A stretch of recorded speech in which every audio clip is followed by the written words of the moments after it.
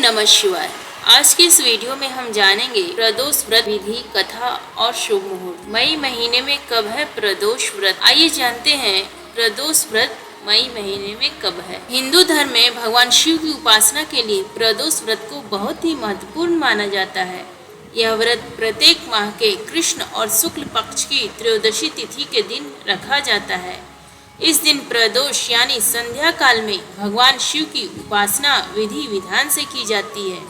धार्मिक मान्यताओं के अनुसार प्रदोष व्रत के दिन भगवान शिव की उपासना करने से सुख समृद्धि की प्राप्ति होती है। शास्त्रों में भी प्रदोष व्रत के महत्व को विस्तार से बताया गया है। वैदिक पंचांग के अनुसार वैशाख मास के कृष्ण पक्ष की त्रयोदशी तिथि यानी कि 5 मई दिन रविवार 2024 के दिन पड़ रहा है और इस दिन रवि प्रदोष व्रत रखा जाएगा। हिंदू धर्म में रवि प्रदोष व्रत का विशेष महत्व है। आइए जानते हैं रवि प्रदोष व्रत का शुभ मुहूर्त, पूजा विधि और महत्व। वैदिक पंचांग के अनुसार वैशाख माह के कृष्ण पक्ष की त्रयोदशी तिथि यानी 5 मई शाम 5:41 पर शुरू होगी और इस तिथि का समापन 6 मई दोपहर 2:40 पर होगा। प्रदोष व्रत पूजा संध्या काल में की जाती है, इसलिए यह व्रत 5 मई 2024 रविवार के दिन रखा जाएगा।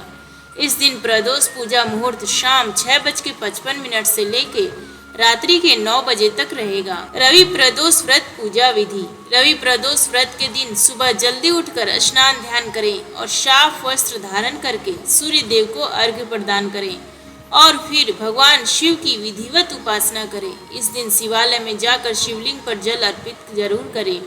इसके बाद प्रदोष काल यानी संध्या काल में भगवान शिव का विधि विधान से रुद्राभिषेक करें और उन्हें दूध, दही, घी, शक्कर, बेलपत्र, धतुरा, भांग इत्यादि अर्पित करें। पूजा के दौरान महामृत्युंजय मंत्र का जाप निरंतर करते रहें और शिव चालीसा व शिव स्रोत का पाठ जरूर करें। पूजा के अंत में भगवान शिव की आरती के साथ पूजा संपन्न करें। आइए हम सुनते हैं रवि प्रदोष व्रत कथा। स्कंद पुराण में वर्णित एक कथा के अनुसार प्राचीन काल में एक विधवा ब्राह्मणी अपने पुत्र को लेकर भिक्षा लेने जाती थी और संध्या को लौटती थी। एक दिन जब वह भिक्षा लेकर लौट रही थी तो उसे नदी किनारे एक सुंदर बालक दिखाई दिया जो विदर्भ देश का राजकुमार धर्मगुप्त था। शत्रुओं ने उसके पिता को मारकर उसका राज्य हड़प लिया था। उसकी माता की मृत्यु भी अकाल हुई थी। ब्राह्मणी ने उस बालक को अपना लिया और उसका पालन पोषण किया। कुछ समय पश्चात ब्राह्मणी दोनों बालकों के साथ देवयोग से देव मंदिर गई। वहां उनकी भेंट ऋषि शांडिल्य से हुई। ऋषि शांडिल्य ने ब्राह्मणी को बताया कि जो बालक उन्हें मिला है वह विदर्भ देश के राजा का पुत्र है जो युद्ध में मारे गए थे और उनकी माता को ग्राह ने अपना भोजन बना लिया था। ऋषि शांडिल्य ने ब्राह्मणी को प्रदोष व्रत करने की सलाह दी। ऋषि आज्ञा से दोनों बालकों ने भी प्रदोष व्रत करना शुरू किया। एक दिन दोनों बालक वन में घूम रहे थे, तभी उन्हें कुछ गंधर्व कन्याएं नजर आईं। ब्राह्मण बालक तो घर लौट आया, किंतु राजकुमार धर्मगुप्त अंशुमती नाम की गंधर्व कन्या से बात करने लगे। गंधर्व कन्या और राजकुमार एक दूसरे पर मोहित हो गए। कन्या ने विवाह हेतु राजकुमार को अपने पिता से मिलवाने के लिए बुलाया। दूसरे दिन जब वह पुनः गंधर्व कन्या से मिलने आया तो गंधर्व कन्या के पिता ने बताया कि वह विदर्भ देश का राजकुमार है। भगवान शिव की आज्ञा से गंधर्व राज ने अपनी पुत्री का विवाह राजकुमार धर्मगुप्त से कराया। इसके बाद राजकुमार धर्मगुप्त ने गंधर्व सेना की सहायता से विदर्भ देश पर पुनः आधिपत्य प्राप्त किया।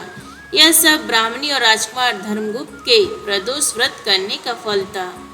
स्कंद पुराण के अनुसार जो भक्त प्रदोष व्रत के दिन शिव पूजा के बाद एकाग्र होकर प्रदोष व्रत कथा सुनता है या पढ़ता है उसे 100 जन्मों तक कभी दरिद्रता नहीं होती है। रवि प्रदोष व्रत का क्या महत्व है? धर्मशास्त्रों में रवि प्रदोष व्रत के महत्व को बहुत ही विस्तार से बताया गया है। धार्मिक मान्यताओं के अनुसार जो व्यक्ति रवि प्रदोष व्रत का पालन करता है उन्हें जीवन में सुख समृद्धि और ऐश्वर्य की प्राप्ति होती है।